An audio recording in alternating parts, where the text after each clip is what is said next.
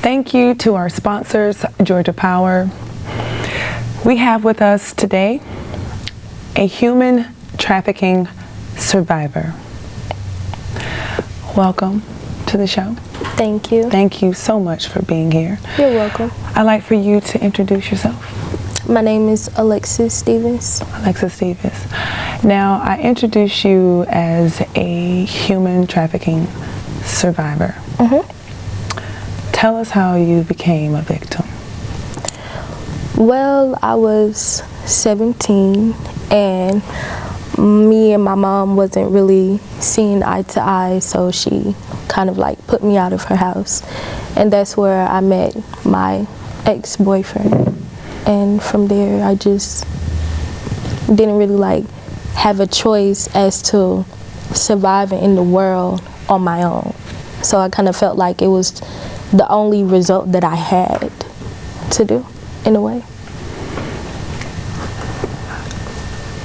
How old was he? He was 30. Where'd you find him? In a mall. And how soon after you were put out that you found him? Or you met Well, him? I actually knew him before. We were already dating before my mom put me out of the house. You said you were dating, so how did you meet him to date him? I met him at a mall. So you were just out doing your thing and you met him in the mall. And then how long were y'all dating before you were put out? For a couple months. So when you say you and your mother weren't seeing eye to eye, what was the miscommunication? Basically just being a kid, out of control, not wanting to listen to my mom, not wanting to, you know, live by her rules. I pretty much wanted to do my own thing. 17, I thought I was grown. How old are you now? I'm 22. You're 22. So how long, when did you realize, you know what, I'm gonna have to just settle and do this? When, like, how soon after? Was it like immediately or was it like subtle? Like, how did this happen? It didn't just, it don't happen the way that you think. You know, it wasn't a immediate, oh, I want you to go do this type of thing. It was more of a suck in type of situation, to where first our relationship was good and I didn't have anything to worry about till bills needed to be paid and he needed my help. And that's how he needed your help. Yeah. All right, so I need you to help me help others. So essentially just tell me your experience, but tell it from the perspective of helping someone else that could potentially be having an argument with their mom or may be homeless eventually to look out for. So I guess you can tell me where to start so you can guide that conversation. I would say just listen. Be a kid, like be a little girl while you can, because your mom not going to tell you anything wrong. So does this only happen to children who become homeless? No. It can happen to anybody. You don't have to be homeless. You don't even have to be in this situation. You don't even have to be struggling, really, honestly. It can happen to anybody. What should they look out for? I would say look out more to the changes. Don't just think of it as someone just being out of control. Maybe your kid is like going through something and they don't know how to tell you. Do you think you could have told your mom, or were you still in communication with your mother while you were being in that? No. Are you talking to your mother now? When were you out of that? Well, it took me some time, actually. After I left my boyfriend and I was still homeless. By the time now I was 19, still homeless. And I still needed money. I still needed somewhere to stay, so I only could do what I knew how. So where are you doing this? I mean, just wherever you can get the money. It doesn't matter. It can be places like hotels. You can meet somebody, stores, truck stops, obvious places. It's places that most people may not frequent, but if you go to the mall, or if you go to a truck stop, or if you go to, so it's not on the street corner. No, sometimes yes, mainly online. And so that's like Backstage and Craigslist. Backpage. Lord have mercy. I don't know what Backstage is. So what was your mindset like when you were in that life?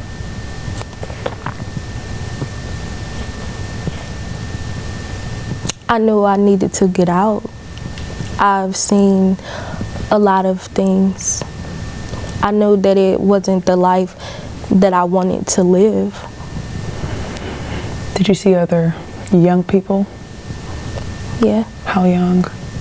Around my age, sometimes younger. And what advice, like what could we do as a society, as if I became the president or the mayor, like what can Keisha Lance Bottoms do? Pay attention. How do you pay attention? How do you prevent this? You know what I'm saying? Like, how is this underground world? I understand it's like, what, $1 billion industry. How is this so prevalent and it's under our noses? It's in our backyards and it's affecting our children. I don't know. I can't answer that question. If you had a magic wand, or you had one wish, what would you have wished for during that time? Honestly, I would wish that I could just go home.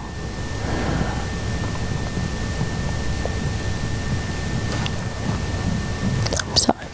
Girl, you about to make me cry too. Why did you want to go back home? Why was home? Like, why, you know what I'm saying? Home wasn't an option for me anymore. After my mom decided that she didn't want me to live with her, she didn't want to be my mom anymore. So now that you are a survivor, what's different about you? Everything. I mean, I don't feel like I'm the person that I was before. I feel like I'm different than what I was before because I've seen a lot of things. I met people, I lost people. I've lived through very deadly situations, so I have more of a reason to smile. So I'm more happy than I was before. So you are at, was it Grace Covington? Covenant House. Covington House. How did you find them? I found them through this phone thing called 211. It's pretty much like a resource calling app thing.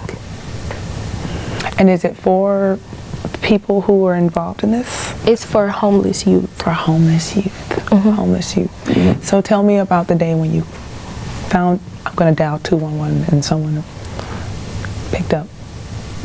Well, actually, when I dialed the number, they didn't pick up right away. So instead of calling the phone, I actually went there. And when I first got there, I was scared. I went there with some friends, and excuse me, I was scared. I didn't think that it was like gonna actually help me. I didn't think that I was gonna be there. And when I went there, they was actually very helpful. And like, I remember when I first met Miss Tiffany, and she was very, like, you know, openly a loving person, and it was different for me. It took me a long time to accept them, especially the women there, because I was so hatred towards my mom that I didn't want nobody else to feel like that they was going to get close to me. So it took me a long time to accept help, and it actually took me a long time to actually tell them what I've been through when I got there. So I'm grateful for them. Do you know that you are beautiful and that you deserve love? When did you see yourself in that way? It took me up until now. Not this day, but it's a process that I'm still going through. When you look at where you are now, and you look back at where you were, what's different about where you'll be in your next relationships? Now I'm more aware of signs, not just to know if a relationship is real, but to know where the intentions are with someone. 17, you may not know. Right. I mean, you're a kid. You don't know anything at 17. And I wonder from the male perspective, like how can the male, where do you think their mental place is to feel like this is not only what they can do to a woman, but to a 17-year-old, a 16-year-old, or someone younger, Like, they choose the ones that's vulnerable. Like, they target the ones that was in my situation. I feel like my ex took it as my mom putting me out and I didn't have anything else to do, that I felt like at the end of the day, I needed him. So when you're vulnerable, they want you. So when you become a mama, what will you do differently? Everything. I'm going to pay attention more to my kid. I'm going to actually be there, talk to them, just do what a mom's supposed to do. Do you want to be a mom? I don't, honestly. You don't? Why not? I don't think that I don't think I'm emotionally there to have a kid. Yeah. You're still healing yourself. We're about to close. What would you like people know about you, or what do you want to say before we go? I would like to say to people that's maybe watching that haven't gone through anything like this, or the people that have, that it's okay to talk about it. And you shouldn't be scared, or don't feel bad for yourself, or feel like anybody is going to judge you, because you're still here. Thank you so much for being here. I appreciate you telling us your story. I believe that you are brave, and your bravery will help save other people. So thank you for being here.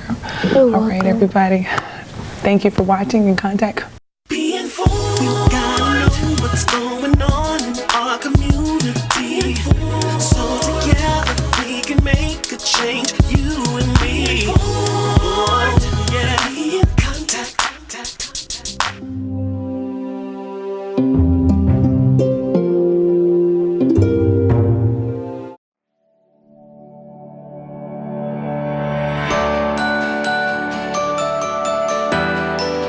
I think one of the great benefits of working for Georgia Power is to be able to participate in the Citizens of Georgia Power and become a member.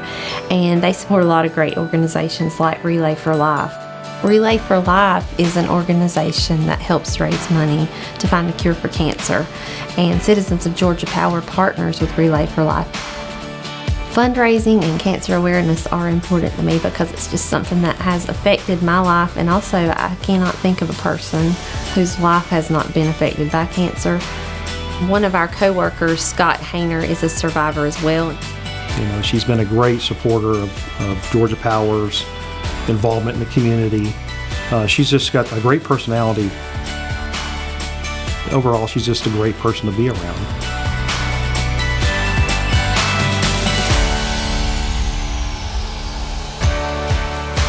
I'm the Citizens of Georgia Power Relay for Life team captain. My duties are to organize the event every year. We work hard on planning this event. It's a good opportunity for us to meet up with our coworkers and their families every year and just have some downtime together.